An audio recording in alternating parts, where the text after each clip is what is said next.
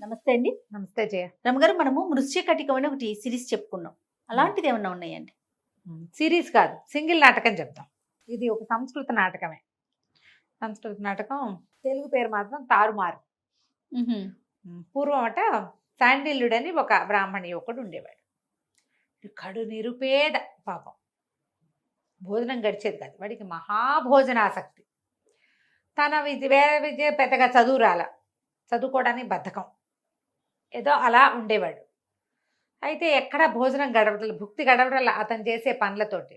పెద్ద సంసార తాపత్రయం ఏం లేదు. వాళ్ళ అన్నయ్యలు వదినలు వాళ్ళ తంటాలు వాళ్ళు పడేవాళ్ళు. వీడు ఒకడే పెళ్ళిగిళ్ళి ఏంలే. సరే ఏం చేశాడు, మనం కొన్న బౌద్ధ భిక్షు అయిపోతే బౌద్ధ భిక్షుని వారు వీరు పిలిచి భోజనం పెడతారు, భోజనం గడిచిపోతుందని బౌద్ధ భిక్షువు అయ్యాడు. కొంతకాలం బౌద్ధ భిక్షువుగా ఉన్నాడు. అప్పుడు ఎప్పుడో ఓసారి అమావాస్యకి పుణ్యానికి ఎవరైనా భోజనాన్ని పిలిచేవాళ్ళు, మిగిలిన రోజున అడుక్కోవాలి. ఏదొస్తే అది తినాలి. 3 ఏళ్ల మించి వెళ్ళకూడదు. 2వ పూట తినకూడదు. ఇవన్నీ ఎవడు పడతాడు, అసలే ఆకలిస్తుంటే. అందుకని మానేశాడు. బౌద్ధ భిక్షువు తర్వాత ఒక సాధువు దగ్గర చేరాడు. సాధువు దగ్గర శిష్యుడిగా ఉన్నాడు. సరే, సన్యాసం లాంటిది సాధు వేషంలో ఉండేవాడు. సరే, ఎంతసేపు భిక్ష గురించే మాట్లాడేవాడు. ఆ సాధువు చదువుకోరా నాయన అంటే వినేవాడు కాదు. ఒకనాడు ఏమైంది, సాధువు గారు చాలా చాలా సజ్జనుడు. ఆయన ఆ సాధువు జ్ఞాని, మహాయోగి, సింపుల్గా ఉండేవాడు. ఆయన ఈ మన శాండిల్యుడు ఇద్దరు బయలుదేరారు. ఎక్కడికో వెళ్తుంటే భోజనం చూడాలంటే ముందు భోజనం ఆకలిస్తోందండి అంటే, ఈయన ఎంతసేపు భిక్ష గురించి మాట్లాడుతుంటే విసుగు పుట్టింది ఆయనకి. అట్లా కాదు, నువ్వు మామూలు విషయాలు ఏం మాట్లాడిపోయినా వాడు భిక్ష మీదకే తీసుకొస్తాడు. వాళ్ళు ఎవరింటికో వెళ్ళాము, ఒక ఊరు వెళ్ళాము, అక్కడ పెద్ద ఆరామం ఉంది, అవన్నీ మాట్లాడు కానీ మళ్ళీ భిక్ష. ఆవు వ్యాసంలాగా చివరికి అన్నం మీదకే వెళ్తోంది అనమాట. వెళ్తూ ఉంటే సరే, ఆయన ఏమన్నాడు, అక్కడ ఒక అశోక వృక్షాల తోట ఒకటి ఉంది, అశోక చెట్లు, అశోక వనం అనుకుందాం. ఆ అశోక వనాన్ని దాటి వెళ్తే అక్కడ ఇంకేదో ఊర్లోకి వెళ్తారు వీళ్ళు, అక్కడ భోజనం దొరుకుతుంది. అయితే తన అన్నాడు శాండిల్యుడు, అమ్మ బాబోయ్, అశోక వృక్షాల చిగుళ్ళ వెనకాల చిరుతపుల్లు దాక్కుంటాయిటండి, నాకు అసలే చచ్చేభయ్యా, మీరు ముందు వదండి అన్నాడు. అనేసరికి ఆయన అన్నాడు, నువ్వు చదువుకోరా, చదువుకుంటే ఇలాంటి పిచ్చి అపోహలు అవి పోతాయి.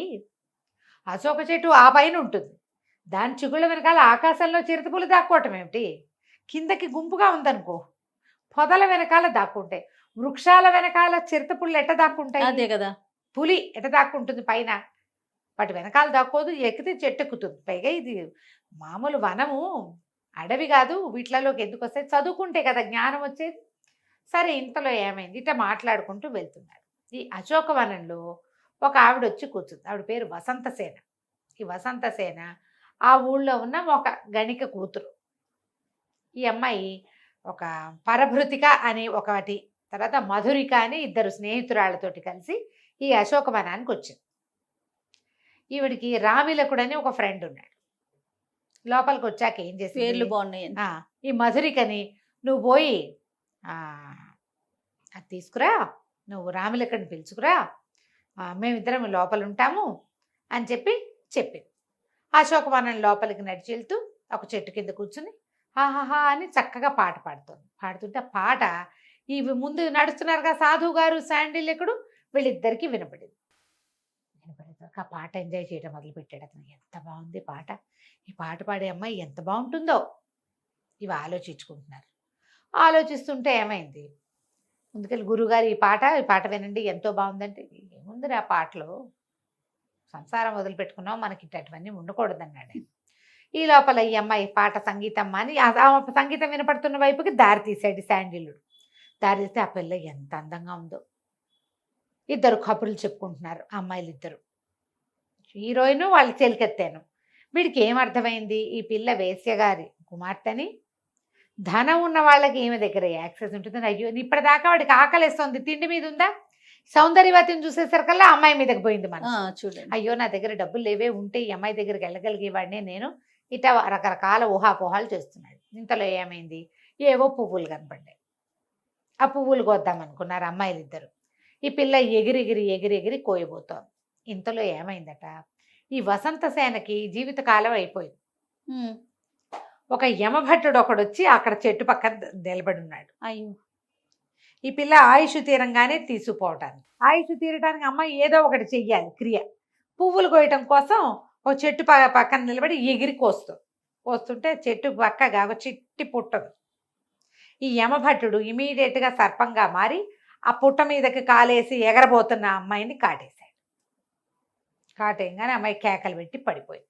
పాము కరిచింది, చూశారు. ఇది ఇంకా చచ్చిపోలే, పడిపోయింది కేకలు పెడుతూ. పడిపోయేసరికి ఈ పరభృతికి అయ్యో అయ్యో ఏమైందమ్మా ఏమైందమ్మా అంది. చూస్తే పాము కాటు కనపడుతోంది.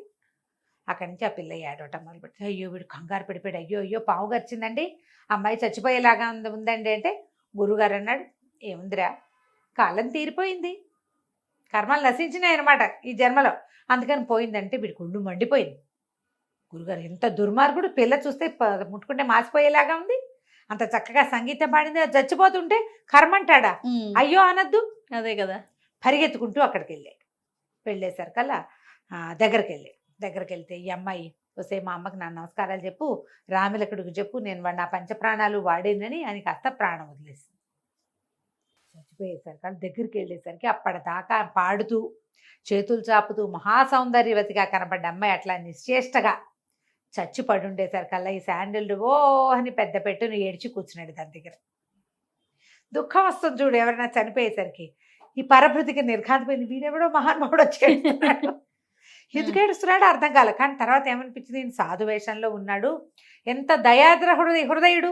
అదే కదా. పరాయి పిల్ల ఎవరితో చనిపోతే అది కూడా గణిక పాపం, చచ్చిపోతే ఏడుస్తున్నాడని, అయ్యా శవం చూస్తూ ఉండండి, మళ్ళీ వాళ్ళ అమ్మని పిలుచుకొస్తాను అన్నది. అనేసరికల్లా వీడు దాని దగ్గర కూర్చుని అమ్మాయిని తన దగ్గరికి శవాన్ని దగ్గరికి తీసుకుని ఏడవటం మొదలుపెట్టాడు. అయ్యో పిల్ల బతికుండగా ముట్టుకోలేకపోయానే, చచ్చిపోయింది దాన్ని ముట్టుకోవాల్సి వచ్చింది, నా జీవితం ఎంత ఇదైపోయిందని వాడు తెగేడు చేస్తున్నాడు ఆ అమ్మాయి కోసం. గురువుగారు కూడా ఆశ్చర్యపోయారు. ఓరిని వీడేమిటి ఇలా ఉన్నాడు, వీడికి ఇప్పుడు ఏమిటి, ఈ అమ్మాయే కావాలి వాడికి, నేనేం చెప్పినా వాడు విండు. అందుకని ఆయన ఏం చేశాడు, సరే మనం అమ్మాయిగా మారి వీడికి బుద్ధి చెప్దామని తన శరీరాన్ని చెట్టు వెనకాల విసర్జించి ఈ అమ్మాయి శరీరంలోకి పరకాయ ప్రవేశంతో వచ్చేసాడు. వచ్చేసేసి కళ్ళు తెరి చూసేసరికల్లా తెల్లబోయాడు. అమ్మాయి అమ్మాయి లేచావా అన్నాడు. లేచాను, ఇదేమిటి మురిగ్గా ఉన్నావు, నువ్వు నన్ను ముట్టుకోబోక కాళ్ళు చేతులు కడుక్కురా, అప్పుడు ముట్టుకుందు కానీ లేచెళ్ళు నువ్వని.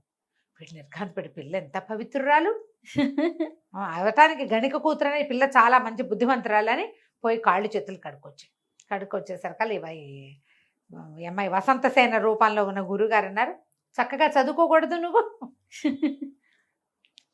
చదువుకోవాలి, నువ్వు బాగా చదువుకోవాలి, చదువుకుంటే జీవితంలో చాలా అన్నీ వస్తాయి. వీడు తెల్లబోయే ఇదేమిటి గురుగారులాగా మాట్లాడుతోంది, ఇందాకటి దాకా పాట పాడుతోంది, సంగీతం పోయి ఇప్పుడు ఏమిటి ఇది వచ్చింది కొత్తగా. వీడు దగ్గర ముట్టుకోకూడదు, దూరంగా నిలబడి మాట్లాడు, చక్కగా చదువుకో. ఇంతలో ఏమైంది, ఆ పరభృతిక పరిగెత్తుకొచ్చింది వాళ్ళ అమ్మని తీసుకుని. వాళ్ళ అమ్మ మెల్లిగా స్థూలకాయ రేళ్ళబడి మెల్లిగా నడిచేస్తుంది. పరభృతిక పరిగెత్తుకొచ్చింది, మధురికేమో రామిలికొండి తీసుకొచ్చింది.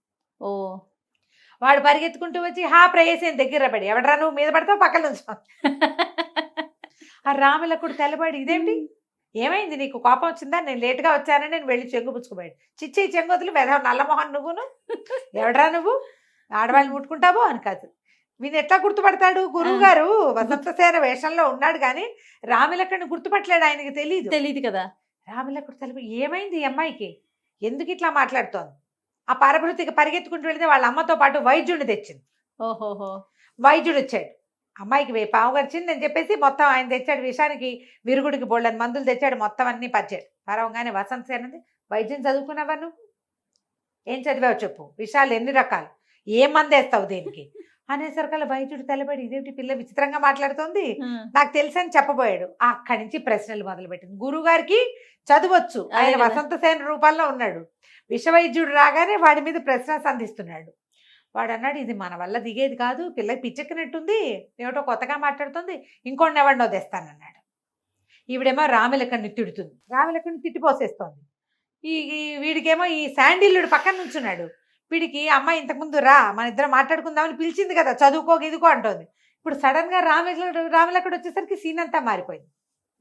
ఏం చేయాలో తెలియదు. ఇంతలో ఏమైంది, ఒక పొరపాటు జరిగింది ఇక్కడ. యమభట్టుడు వసంతసేనని చంపి ఆ జీవుణ్ణి తీసుకుపోయాడు. పైకి వెళ్ళేసరికల్లా యమధర్మరాజు వాడిని పడతిట్టాడు. ఈ వసంతసేన కాదు, ఆ వసంతసేన ఇంకోటి, నువ్వు ముందు ఈ వసంత సేనని ఈ బాడీలో ప్రవేశపెట్టి ఆ వసంత సేనని తీసుకురా, ఇంకొక ఘడి కాలమే ఉందన్నాడు. ఓహో. వీడు పరిగెత్తుకొచ్చేసరికల్లా వసంత సేన బతికే ఉంది. ఈ జీవుడిని ఏం చేయాలి ఇప్పుడు? చెట్టు వెనకాల ఇంకొకటి ఉంది కదా. చూడలేదు మొదట. ఓ. ఈ మాట్లాడేవాడెవడో ఏమో వాడికి అర్థం కాలేదు. వసంత సేన ఎటా బతికింది? జీవుడేమో మన చేతిలో ఉన్నాడు. వసంత సేన ప్రాణం యమధర్మరాజు యమకింకరుడి చేతిలో ఉంది. ఆ. వసంత సేన ఏమో కూర్చుని విష వైద్యము దాని పాఠాలు చెప్తోంది. అర్థం కాలేదు ఏం జరిగిందో. మళ్ళీ పరిగెత్తుకుంటూ పైకి వెళ్ళాడు. ఆయన అన్నాడు, అట్లా కాదురా, ఒక సిద్ధుడు ఒక ఆయన, సాధువు ఒక ఆయన తన శరీరంలోకి మార్చాడు, ఇవో పని చేయి, దీన్ని అందులోకి మార్చు, అక్కడ వదిలిపెట్టి రావాలి, నువ్వు బాడీలోకి ప్రవేశపెడితే గానీ కుదరదు. అక్కడి నుంచి ఆయన ఏం చేశాడు, ఈ వసంత సేనని తీసుకెళ్ళి ఆ యమభట్టుడు ఆ గురువుగారి శరీరంలో ప్రవేశపెట్టాడు. బాగుంది. ఆయన లేచి కూర్చున్నాడు. ఈ లోపల ఏమో వసంత సేన వాళ్ళ అమ్మ ఏడ్చుకుంటూ వచ్చింది. నా కూతురు అంటే, అమ్మ ఇక్కడికి రావే, నేను ఇక్కడ ఉన్నానని పిలుస్తుంది. ఇక్కడ చూస్తే ముసలి వేషం, జీపు గడ్డం, జుట్టంతా పండిపోయి, కాషాయ వస్త్రాలు, నేనే వసంత సేనని అని ఇట్లా అంటుంది. పాట సవరించుకుంటోంది అనమాట. ముసలాయనేమో అమ్మాయిలాగా యాక్ట్ చేస్తున్నాడు, అమ్మాయి ఏమో గడ్డని ఊరుకుంటుంటుంది, నిమిషానికి ఒకసారి లేని గడ్డ అని.